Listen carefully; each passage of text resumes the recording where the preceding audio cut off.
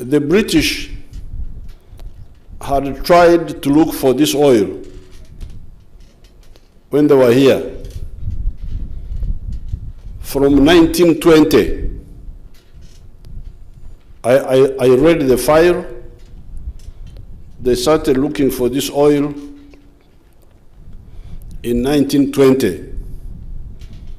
And what made them look for the oil were the seepages which were coming to the surface. Itaka kama nilijua amajuta. Nuko wakubaza murinyoro? Okujwa. Nuko wakubaza?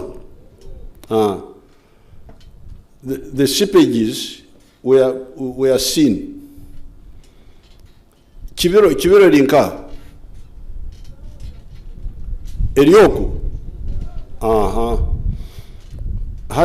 Now at that place called Kibiro, the oil was oozing to the surface. That's why the place is called Kibiro. Kibiro is from Abanyoro Tumakobaza Amizo Okubira. Nuko Warakobaza. Nuko Kusesa. Water boiling, how do you say it? Umunyoro mukibaza muta. Kuchamuka unyoro tumurukurumanya. Kibiro okubira is when something is boiling. Therefore, the British had seen that oozing seepage, and they started looking for the oil in 1920. And they went on until 1956. I read the file of the Commissioner of Geology, who in 1956 wrote saying that this oil was there, but it evaporated and went away. So they gave up. At Kibiro mahiro kilometer zinga okurugahan.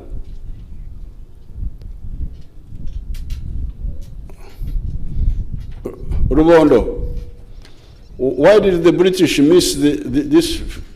You come and tell us how they missed it. Come.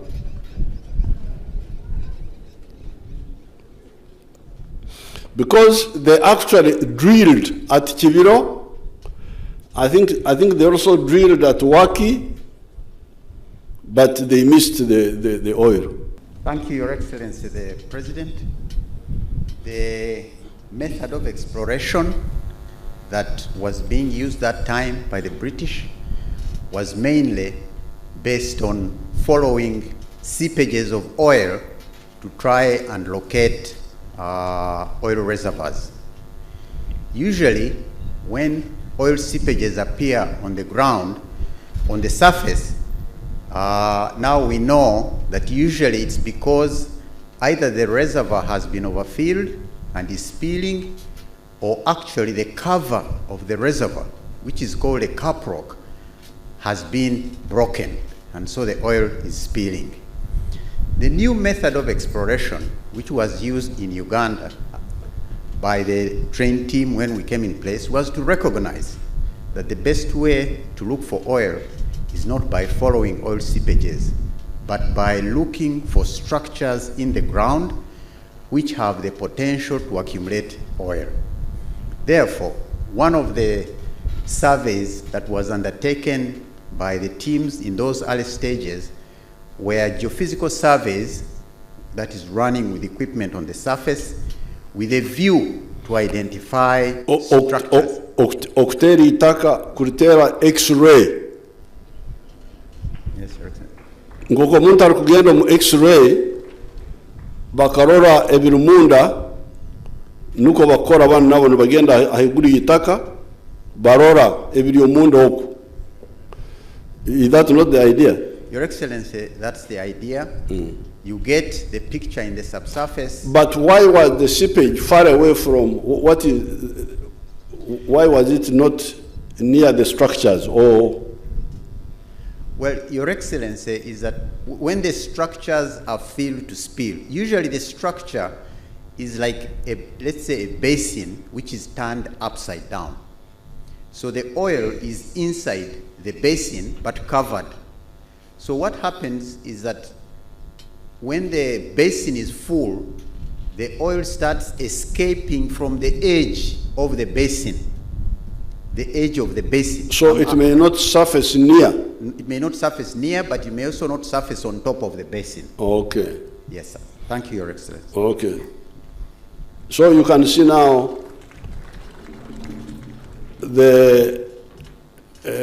how the British missed the oil, which was good. It was good that they missed it. But when we came into government, a few days when I was in Entebbe, a group from Shell BP came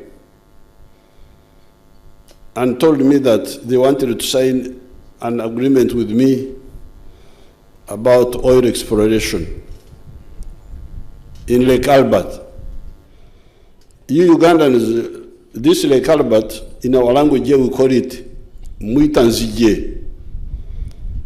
That's the name of this, what they call Lake Albert. Mwitanzige, Murinyoro, Mwitanzige in Runyankore.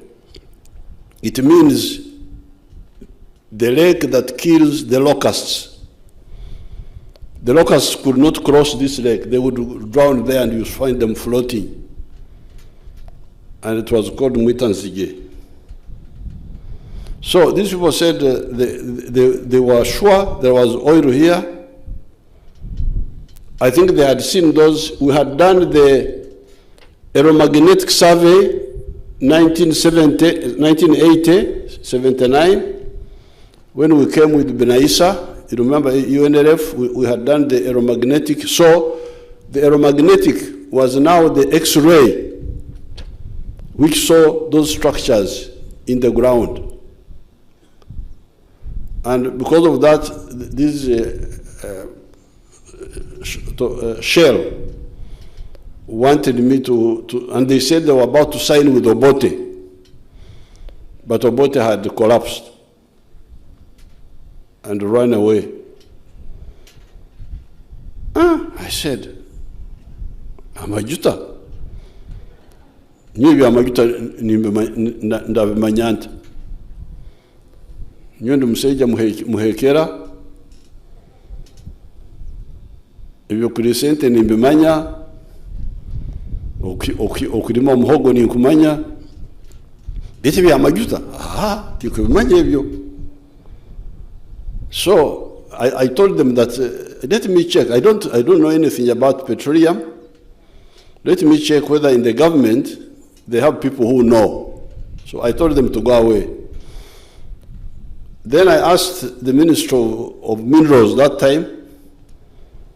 I called people who were there. There was also a man called Soiro Mboijana, who was like a commissioner. He had been with me at Ntare. And I said, do you know anything about petroleum? They said, no, we don't know. But there is an expert in petroleum in the Bank of Uganda.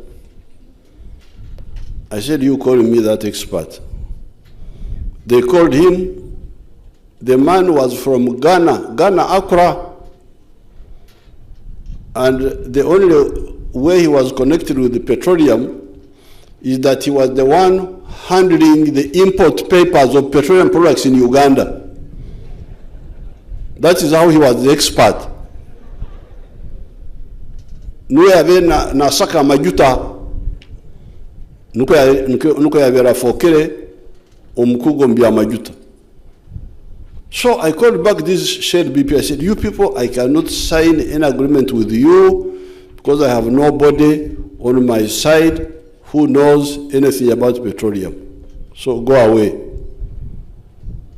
And that's how I called the minister, Chango Macho, and the PS, called Opio, and I said, you people, look for Ugandans who have a Bachelor of Chemistry, Bachelor of Geology, Bachelor of Physics. They go for a master's in petroleum studies.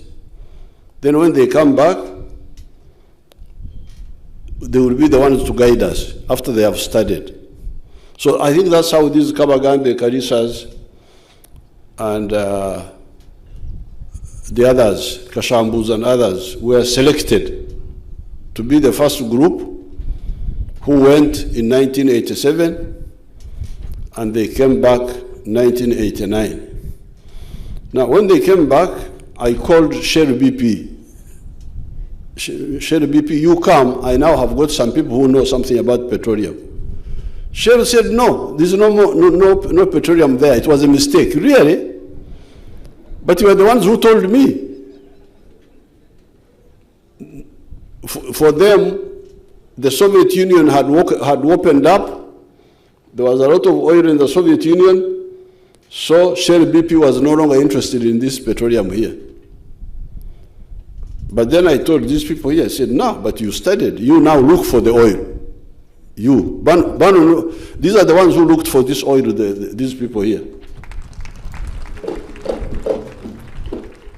And they saw those structures, the ones which are, they could even bring me, even for me, in my office, in the computer. I could also see them. Therefore, what now remained was to get somebody to drill and confirm what they are seeing in the computer, whether it is what is happening in the ground. And that's what eventually resulted into this discovery in 2006.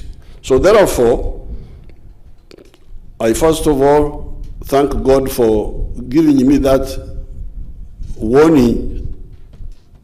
Say, iwo musejja omuhekera leka kutomera by'abantu. My advice to leaders, avoid okutomera. Okutomera is omundu uzeti numukimanyi mu Abanyoro. Okutomera numukimanyi kirimu mu Lunyoro. Okutomera is a word in our dialects here. Runyoro, Rutoro, Runyankore, Ruchiga, and the other dialects. Even in Uganda, I think, even in Uganda it is the same. Meaning bumping into issues of Africa. Ensonga za Africa, tinsonga za okutomera. Kola batakumanya kintu, oyechuleze, obuze, okaguze. Leka kwefora nkarukumanya kandi utakumanya. Nyo bya majuta nibimanya nta. Nyo musejo musita. Aikara na risente. Omukusoma tinda somere bya majuta. Mpimba majuta ga Uganda ngatware ntakumanya hinda gatwara. Tumukurora akabe akaryaho. You young people, you should be very careful. I was a young person like you people. And petroleum was very exciting. I would have been very excited. Uganda. Tindu kugonza, kutomera, ebintu yabantu, bintarukumanya. That's what I told those people. So I'm very happy. These people who went for training, when they came back, they didn't let us down.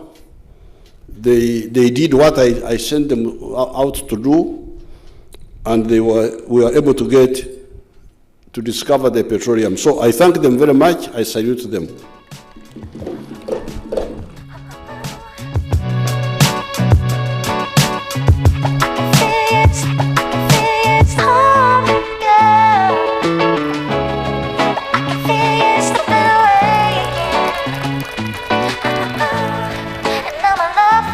So strong.